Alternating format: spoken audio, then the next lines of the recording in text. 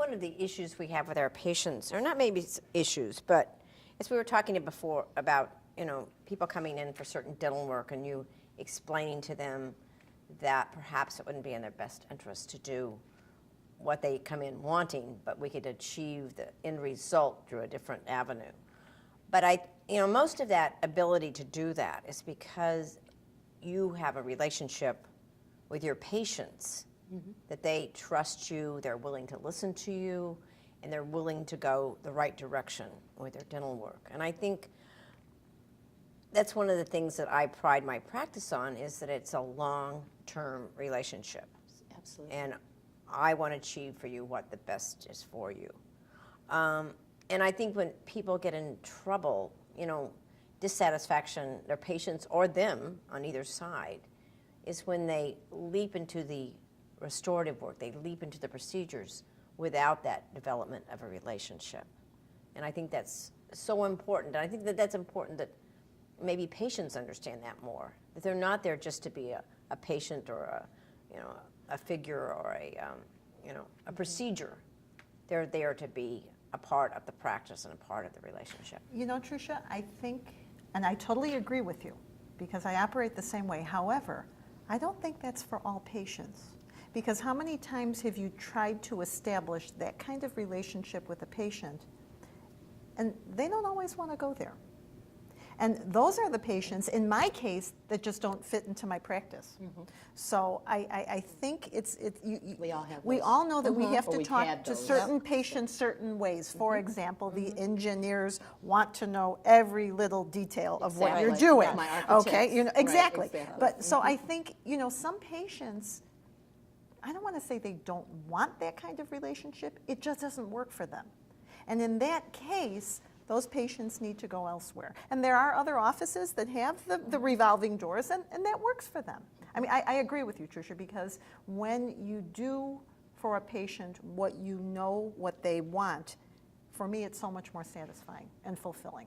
And the happiness, not only from a nice outcome of your dentistry is fulfilling, but the happiness from the patient, I mean, that's the best part. And you've for reached me. the conclusion together.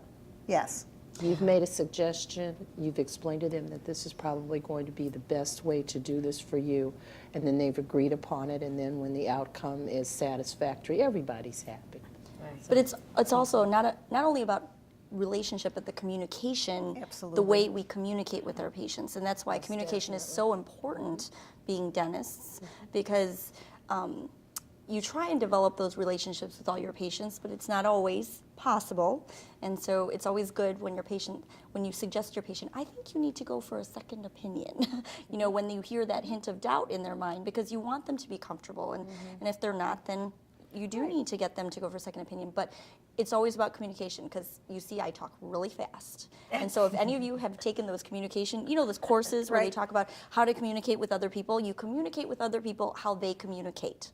So when I have a mom who's so busy, she's like in and out of there and wants to be out of there, I go in and I have that mentality and I say, okay, I just lay everything out on the table, and they're like, okay, fine, great, sign the treatment plan, where is it, let me go, make the appointments, and they're out of there. Right. And then you have these other moms that just want to sit and talk, and so how's the baby, and and they want to chit chat. So then those moms that I know, I have to take a deep breath before I walk in the door, before I sit down on the couch with them, and I'm like, okay, all right, so let's talk. And sometimes I'm in there for like 15 or 20 minutes, and my staff keeps walking past the office door like, when is she going to get out of there? but that's, you have to give them that right, time. you have to give them that time so that they do feel comfortable. But yeah, again, developing those relationships through different communication skills that we have learned. Yeah.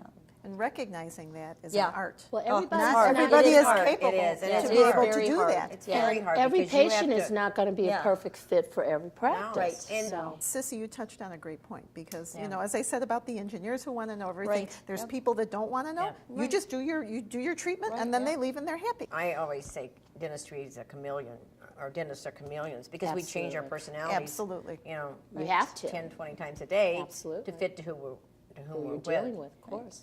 And it's hard. And I have the same type of personality you do. I mean, I want to know the bottom line. Right. How much is this going to cost me? Do I want to know? Okay. Yes. I don't want to No tell fluff. you what we're going to do month by month for Yeah. the rest of your life with me, but I will do your routine. okay, fine, we're going to go through this step by step.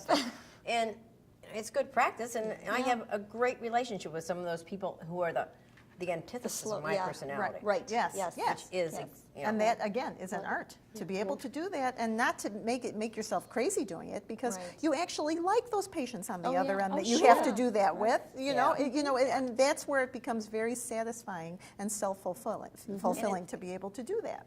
And I think probably in some cases you build a tighter relationship with those people that you come out of your type Right. with, and gear yourself to them. Right.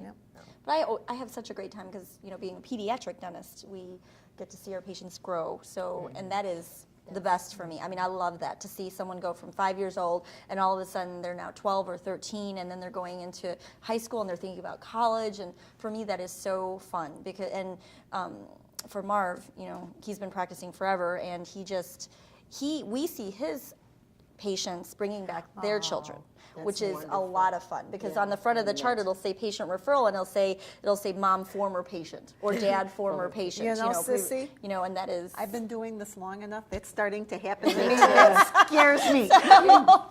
So I haven't seen that quite yet, but I'm really looking forward to that, because the relationships that we develop with the parents is very important, but we don't let the parents in the back, because we want to develop that relationship with the child.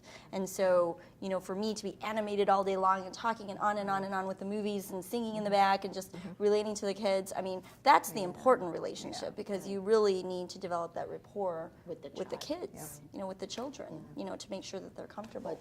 Talking just back to Alice, I have a bulletin board, 2 bulletin boards with photos of all the kids in the practice, because I have adults and children, and I put up a senior in high school picture next to the picture where he's sitting in the diaper. That's cute. So That is I was like, cute. oh my goodness, I'm come full circle now just about. So Well, that was really cute. As an aside, or something that really ties into what we're talking about, you have to maintain that relationship, and at the same time, you have to fix their teeth and make sure they're comfortable while you're doing this. And I recently had... We wear many hats. Well, sure we do. And, I recently had an outpatient procedure. I was fully awake. It was just local anesthetic, and there was the surgeon doing his thing, and he had his assistant, and there was a woman next to me. How are you doing? Are you okay? And I looked at her, I said, I could use you. Come to my office, right? So there are many challenges, not only reading the person and talking to them, but then beyond that, treating them, and still do your job right and making sure they're okay. I don't know how we do it. We just go in It's a there and miracle. do it. But we all love it. Yes, we That's do. the end It's result, right? it's fun every day. It is. Yeah. It is. It It's wonderful.